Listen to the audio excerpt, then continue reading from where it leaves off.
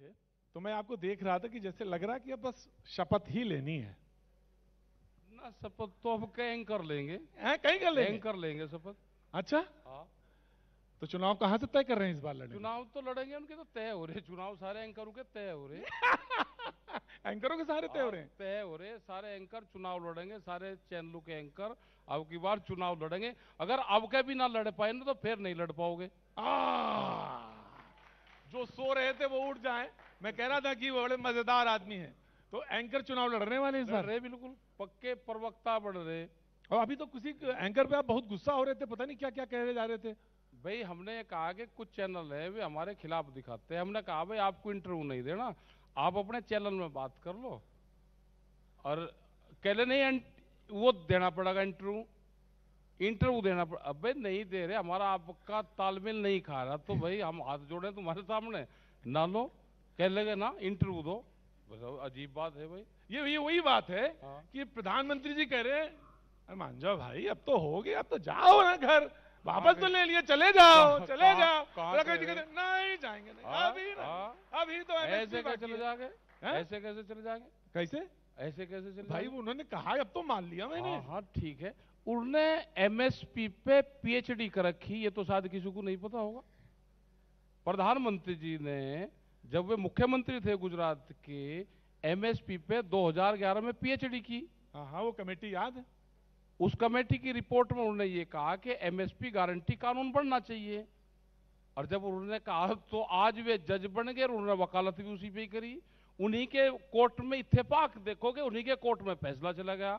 वे ही उसके जज हैं, वे ही उस टाइम पे वकील थे, उन्हीं की पीएचडी है। तो अपनी सारी चीजों को लागू कर दो, क्यों देश की जनता को दुखी कर रहे? अच्छा, मैं एमएसपी फसल ये तो सब पूछेंगे, लेकिन एक बार बताओ राकेश जी, तो पूछो। 26 नवंबर 2020 हाँ, यही समय था, इसमें बैठे थे। हाँ, उससे पहले की जिंदगी हाँ। और अब रेड कारपेट की जिंदगी में फर्क तो कुछ आ गया है। नहीं, रेड कारपेट की जिंदगी में फर्क हाँ शहर वालों का जरूर आ गया। मैंने आ गया ना। अब तो सब टीवी चैनल जा रहे हैं, अब सब आपको दिखाए बगैर काम ही नहीं। कोई प्रोग्राम हो जाए, चौपाल कोई कहीं हो, बगैर राकेश टिकैत के होता ही नहीं। हमें तो जानकारी दी गई है नहीं, हम तो टीवी देखते नहीं ना, टाइम लगता। और लेकिन टीवी में आप ही चलते हो। पता नहीं, हमें जानकारी नहीं। अरे यही तो मैंने कहा, बड़े भोले भाले हैं। ना ना, हमें जानकारी नहीं। अरे अरे भाई टीवी तो कलयुग का भगवान है। अच्छा, हाँ, टीवी कलयुग का भगवान है। अच्छा, कैसे? अरे ये कलयुग चल रहा है तो टीवी तो भगवान है ही आजकल का। जैसे? अरे जैसे तो टीवी तो भगवान है, जो कुछ दिखावे उसी की बात जनता मान दे। गजब है भाई। और अगर वो ना दिखाए तो बात सही, भाई गलत सही नहीं, जो वो दिखाए वही सही। अच्छा, जनता उसे ये तो कहते हैं। देखो टीवी अखबार, आज भी लोग ये हैं कि वो ये कहता है कि मैंने अखबार में खबर पढ़ी, ये बिल्कुल सच है। गांव के लोग सभी लोग लड़ते हैं कि नहीं, अखबार की खबर सत्यता है, बिल्कुल सही है, अखबार में खबर है। तो जब ये तो भगवान है, हम तो सत्यता मान रहे हैं उसको। हमने कहाँ कहा कि टीवी कोई खराब चीज होती है, हमने तो भगवान कहा। और कलयुग चल रहा है तो भाई कलयुग के टीवी में देख लगे तो बड़ा अच्छा रहा होगा, मजा तो खूब आ रहा होगा। नहीं नहीं, ऐसा नहीं है। नहीं, हम तो मूवमेंट के लोग हैं, आंदोलन के लोग हैं, और जो गांव की या किसी की भी जो समस्या है उसको उठाते हैं। आपका धन्यवाद है कि आप उसको दिखाते हो। नहीं नहीं, आपने जो संघर्ष किया, जो आपने लड़ाई लड़ी, वो छोटी लड़ाई थोड़ी ना थी। पूरे देश भर में किसान किसान होने लगा, ये सारे लोग। इसमें कई साल लगे। हम ना ये था कि सरकारों के दिमाग में से किसान शब्द ना निकले। हाँ, ये हमारा एजेंडा था। और इसमें हम है कि सरकार अगर कहीं पे भी जाएगी, सत्ता हो या विपक्ष हो, वो किसान उसके दिमाग में रहना चाहिए, गांव उसके दिमाग में रहना चाहिए, जो उसकी गांव की परिभाषा है वो उसके दिमाग में रहना चाहिए, उस पर काम भी होना चाहिए। मुझे कहते हैं कि आप जो है ना, मिट्टी जो है, किसान आदमी है आप, मिट्टी जो है, माटी जो है, बहुत अच्छी पहचान है आपको। वो देख के बता देते हैं कि ये भाई इसमें गन्ना बो, इसमें जो है सरसों लगाओ। क्लाइमेट के हिसाब से होता है। क्लाइमेट के हिसाब से, क्लाइमेट इंडस्ट्रीज वहां, क्लाइमेट इंडस्ट्री उसके हिसाब से। तो यूपी में इस बार क्लाइमेट क्या चल रहा है? अब तो पॉलिटिकल भाषा का इस्तेमाल कर रहे हैं। ना हम, अरे ना ना ना ना ना ना ना ना ना ना, मैंने तो सिर्फ धीरे से पूछा कि यूपी में है, जो आप पूछना चाह रहे हो पता है, आप खुल के ही पूछ लो ना, क्यों धोखे में रख रहे।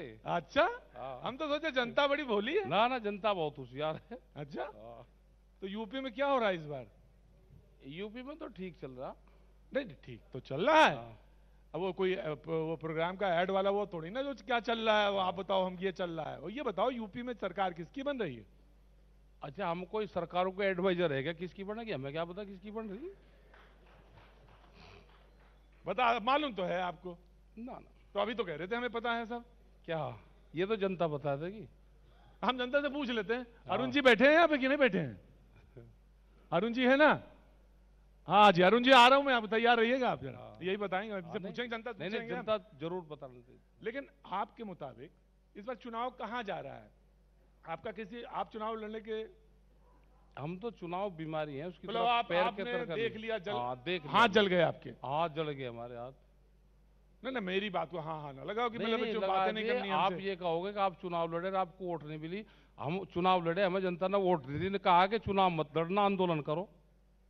अच्छा, सब कुछ सीख साख के आते हैं, बोले ये सवाल ये आएगा तो हम इसका बता जवाब यही दूंगा है। ना, हाँ। आपके पास में भी 4-5 नहीं हम ये कह रहे हैं कोई बात नहीं, कितना चुनाव हार जाए, लेकिन राकेश टिकैत तो अब नाम है, बच्चा बच्चा जान रहा है। हमें चुनाव नहीं लड़ना, लड़ना ही नहीं ना। और आपको उठना भी नहीं है वहां से। कहाँ से? अरे जहां बैठे हैं। नहीं नहीं, हम तो उठ जाएंगे ना, जो इशू हैं उन हाँ। इशू पे बातचीत हो जानी देखिए, चाहिए। सबसे बड़ी बात जो थी उन्होंने मान ली। अब उन्होंने कोरोना, आप कहिए हाथ जोड़ लें। कोरोना हाँ। एक बीमारी थी देश में। 3 काले कानून भी एक बीमारी थी।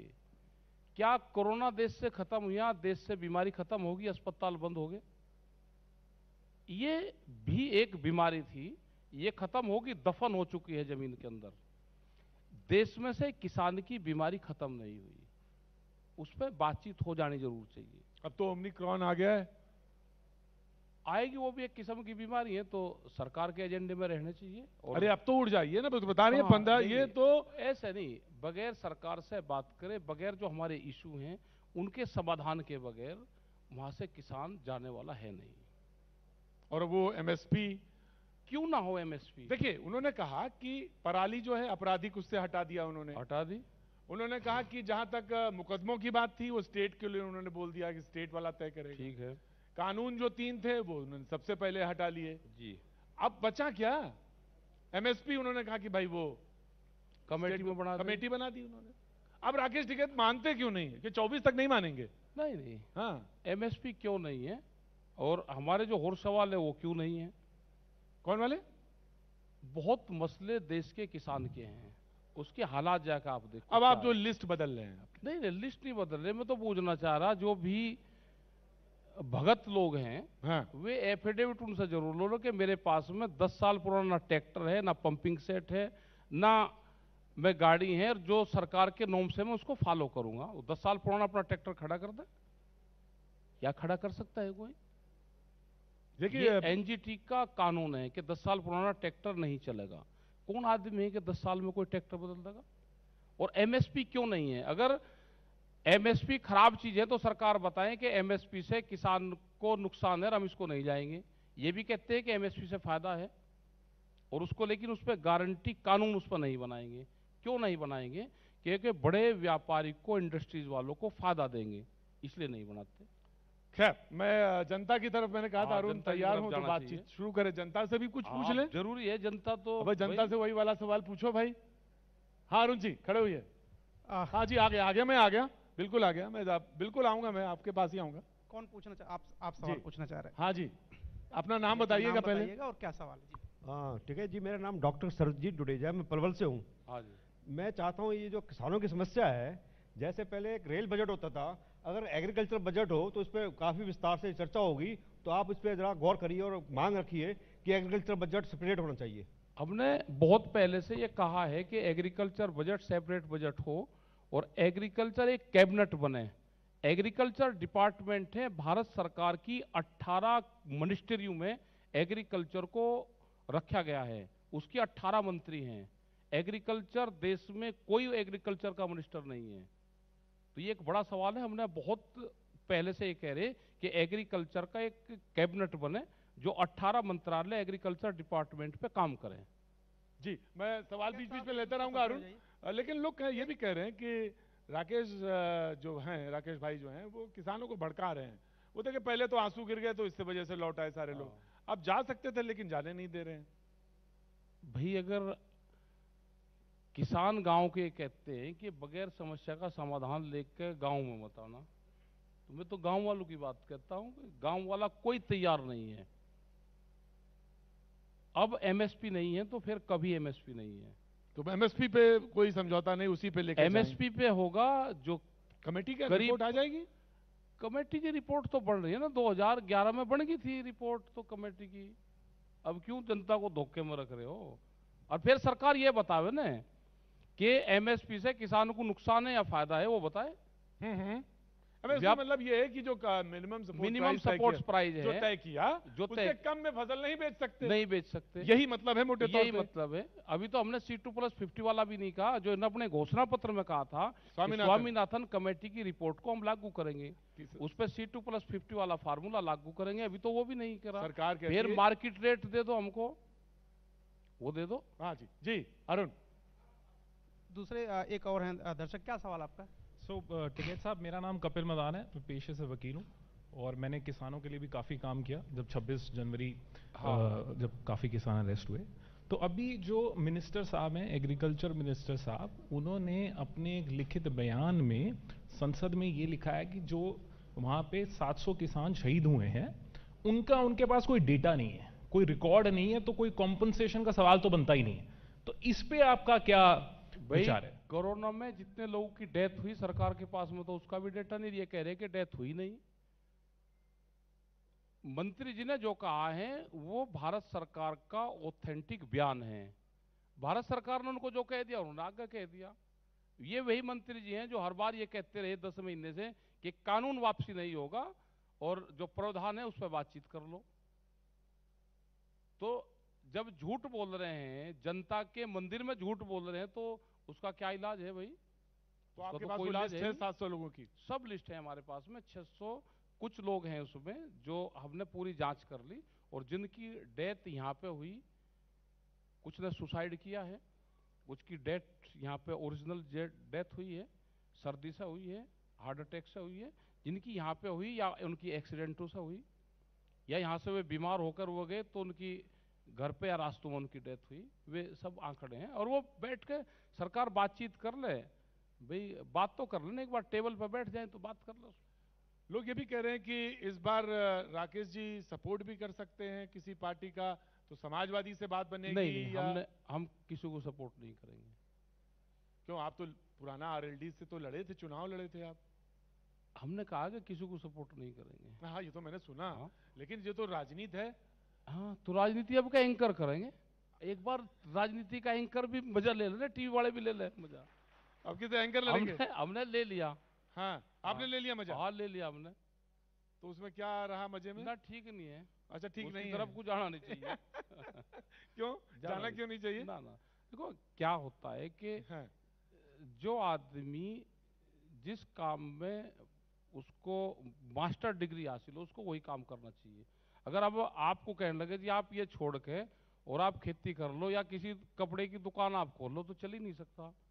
उनका कपड़ा आप फ्री में दे दोगे, उधार में दे दोगे, घर वाले आपको कहेंगे सारा कपड़ा उधार में दे दिया, क्योंकि संबंध आपके इतने हैं।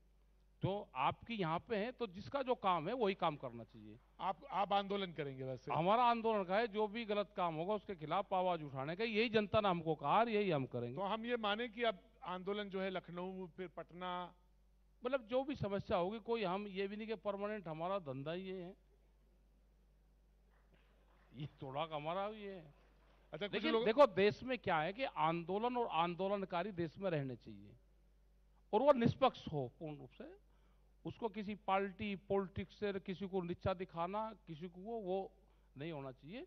सरकारों से, कोई भी सरकार हो, आज जिसकी भी सरकार है किसी भी स्टेट में, हम सबसे जाकर बातचीत करते हैं इशू पे, वे अधिकारी बातचीत करते हैं। कोई हमारा उसमें ये नहीं कि हम किसी को दूसरे को लाभ दिलाने के लिए कर रहे, हम पॉलिसी बताते हैं और वो पूर्ण रूप से उस पॉलिसी पे सरकारें काम करती है। लोग ये कह रहे हैं कि राकेश जी तो यहाँ पे सुरक्षित हैं, लखनऊ नहीं जाते। योगी गए थे मीटिंग कर आए लखनऊ में।